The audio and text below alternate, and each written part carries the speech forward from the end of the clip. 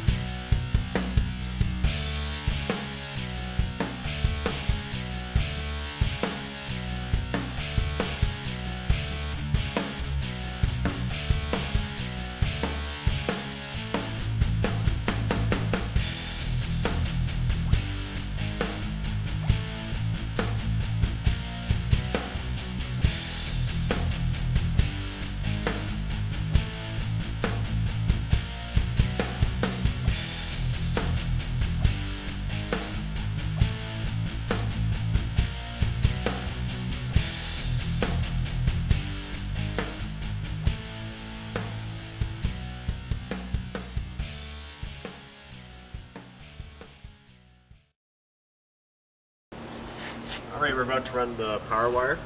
Now, always run through the firewall. If you've run through here already, well, that's wrong. Go back and redo it, or pay someone to redo it for you. You want to go through here because it's always safer in case you ever got in an accident. I've seen wiring run through here, and if you ever got T-bone, you're just going to pinch that wire. It's just going to short out, and it looks horrible. So, I'm ready to pull the wire through.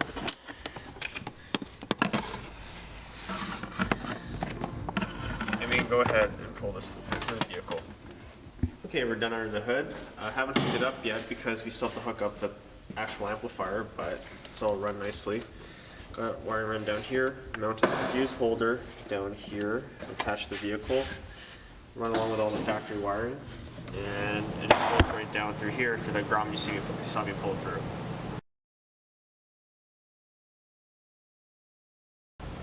We're about to button up the deck, but let's show you what's going on behind the stereo so you know how it goes. So first we have our RCAs. Now keep in mind when you're doing these that you look at the direction and make sure that the arrow is pointing away, so the signal has to go towards the amplifier. Another thing that we do to make sure that we plug the right RCA to the right spot is we mark them off so we know what each RCA does. Over here we have speaker lines running into here. We're going to use these lines off the stock speakers to run the woofers. It is thick enough so it is sufficient to run.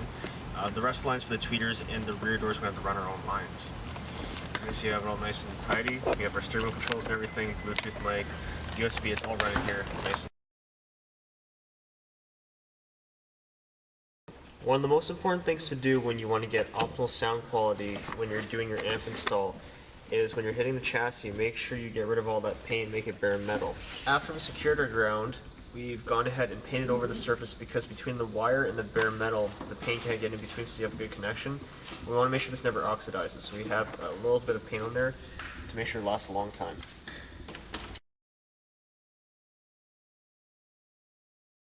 Okay, our install's all done, so let's recap what we've done. We got the Hertz Millis installed with the JL Audio XD amplifier, and let's show you what we got going on. I left the cap off on the crossover of the Millis so I can explain what the wires are, where they're going. So, one of the most important things also when you're doing a 5-channel or 4-channel, these RCAs are run on the left side of the vehicle while the power wires are run on the right side. We don't want to pick up any engine noise, so you don't want to run these two together throughout the vehicle. So, run these on opposite sides of the vehicle and you're going to be good. Okay, at the crossover. Over here, we have our input. So this input is going to the inputs over here. Here's our fronts, so that would be the crossovers.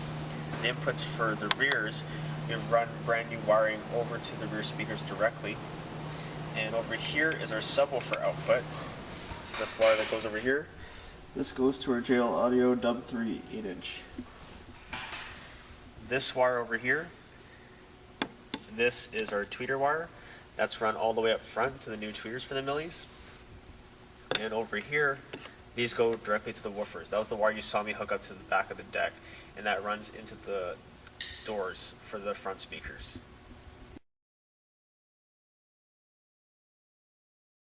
Once you're all done tuning your sound system and everything, you have everything the way you want it, the last thing to do is to check for engine noise.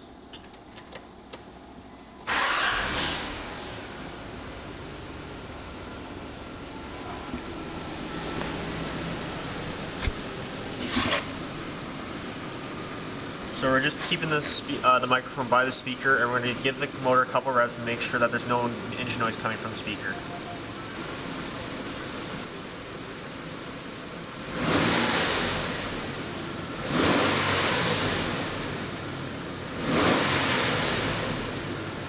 Sounding good.